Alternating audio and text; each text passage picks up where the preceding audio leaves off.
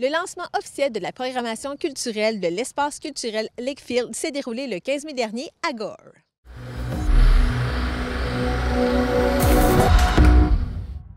Ça peut accueillir combien de personnes en France? Ça peut accueillir jusqu'à 90 sur les bancs. La responsable des loisirs, de la culture et de la vie communautaire au canton de Gore a donné plus de détails sur cet événement festif. Le 15 mai dernier, on a lancé officiellement notre programmation et on a surtout inauguré le nom du lieu, étant donné que sa vocation change. Ça devient un espace culturel, un lieu de diffusion. Donc maintenant, c'est l'espace culturel Lakefield. On est très heureux de faire renaître ce nom-là, puisque c'est l'ancien nom du territoire et que c'était quelque chose qui était vraiment important, un sentiment d'appartenance des citoyens envers le mot Lakefield. Et on a inauguré de façon bilingue, donc c'est autant l'espace culturel que le Cultural Space Lakefield. Et comment ça s'est déroulé? Ça s'est vraiment bien déroulé. Les gens étaient au rendez-vous. Les gens étaient curieux de connaître le nom, l'identité visuelle aussi. Et puis, ils avaient hâte de savoir qu'est-ce qu'ils allaient jouer, qu'est-ce qu'ils allaient découvrir à l'automne. Donc, ça a été tellement rapide et un succès qu'on en a même oublié de prendre des photos, mais ça a vraiment été les gens ont vraiment emboîté le pas. Oui, vous sentez un engouement envers cet endroit? Oui, absolument. En fait, les gens, naturellement, viennent, dès qu'ils voient qu'il y a une voiture, les gens débarquent et viennent voir ce qui se passe. Ça me fait toujours rire, mais je pense que c'était vraiment un lieu de rassemblement, l'Église avant tout. Tu sais, c'est ce que je pense que jadis, ce lieu était rassembleur et je pense que vraiment que maintenant, ça revient. Puis, on ne peut pas la manquer, l'Église. Là. Elle est toit rouge sur le coin de la 329. On n'y manque pas. Fait que je suis vraiment contente que les gens aient le réflexe de revenir dans cette destination-là, mais autrement. Oui, ça devient donc le cœur un peu du canton de Gore. Oui, on aimerait vraiment ça parce qu'on n'a pas de cœur villageois. Anciennement, c'était le centre-ville de Gore était à la ferme Kerr, il y a de ça presque 200 ans. Donc, c'est sûr que moi, je suis vraiment heureuse de faire battre ce cœur-là à l'espace ici et puis au centre communautaire parce que les deux bâtiments sont voisins. Fait que, on est heureux de pouvoir cohabiter les deux lieux en musique, en culture, en activité. Oui, et quel genre de programmation est-ce que vous réservez aux gens, non pas juste de Gore, mais aussi des alentours? Oui, donc on réserve, bien oui, évidemment, on accueille tout le monde, les Laurentides et d'ailleurs.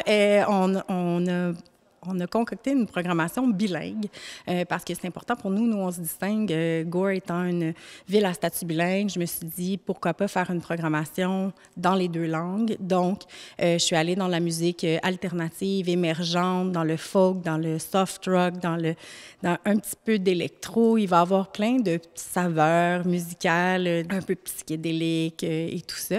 Fait que je me suis dit, pourquoi pas le faire bilingue et pourquoi pas doubler notre plaisir en ayant 10 spectacles en 6 dates. Donc, un très gros spectacle d'ouverture.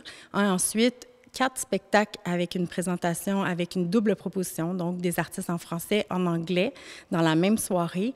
Et puis, on termine avec un très gros spectacle de Noël avec Ariel Soucy, qui a gagné nos cœurs l'année passée dans notre programmation et qui revient avec une proposition avec des artistes invités. Et on est content de la recevoir parce qu'elle aussi, elle habite les Laurentides. Oui, est-ce que c'est un souci aussi d'inviter des artistes du coin?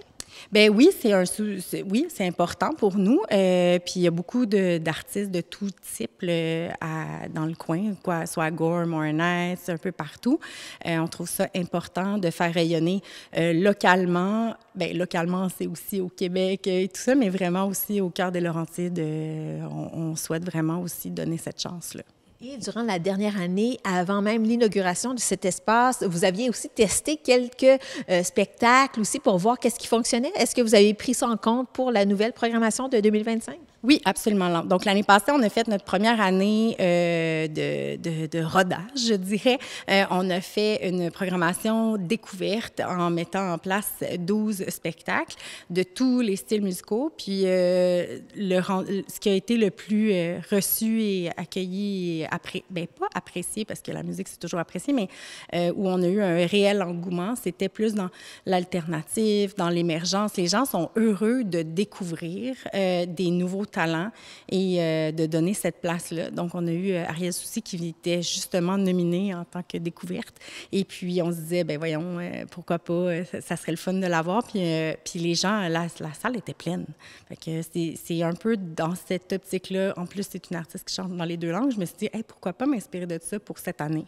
Où peut-on retrouver la programmation, donc en ligne? Oui, donc là, maintenant, c'est tout nouveau. Là. On a lancé ça la semaine dernière, 2 semaines. Donc, on a l'information sur notre site web, sur cantondegore.qc.ca, et on a aussi une page Facebook d'Espace culturel Lakefield où on a un lien vers lepointdevente.com où on a nos billets en vente. On a également choisi de faire une offre exclusive de passeport musical. Donc, pour ceux que ça va intéresser de vraiment se laisser aller et de venir 6 fois à la rencontre de nouveaux artistes, mais il y a des passeports musicaux qu'on a mis en place qui permet un tarif encore plus accessible, mais c'est déjà très accessible, mais avec un petit rabais supplémentaire pour l'engagement de ces gens-là. Est-ce qu'on peut penser qu'il y aura des investissements à venir ici? Oui, absolument, absolument. Donc, étant un lieu patrimonial et cité historique, on a des démarches à faire. C'est quand même un bâtiment qui date de 1800 quelques.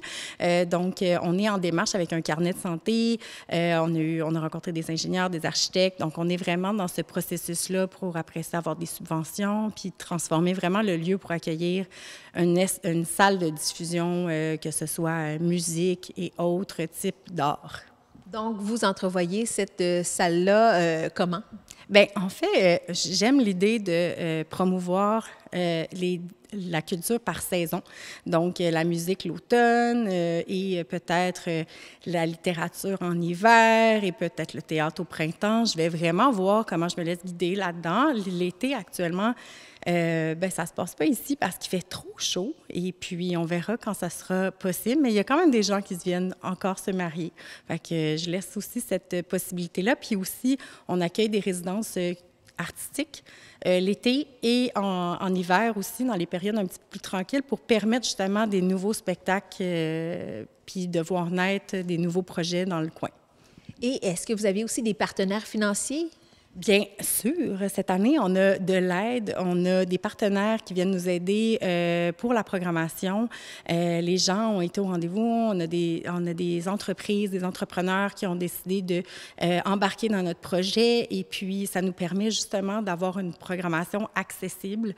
Ça m'a permis de rendre la possibilité d'avoir des rabais vraiment substantiels là, pour 30 $. Et dans le fond, notre programmation est à 30-35 $, taxes incluses, pour voir tous ces spectacles-là par soirée. 30 $, normalement, c'est presque un billet au cinéma.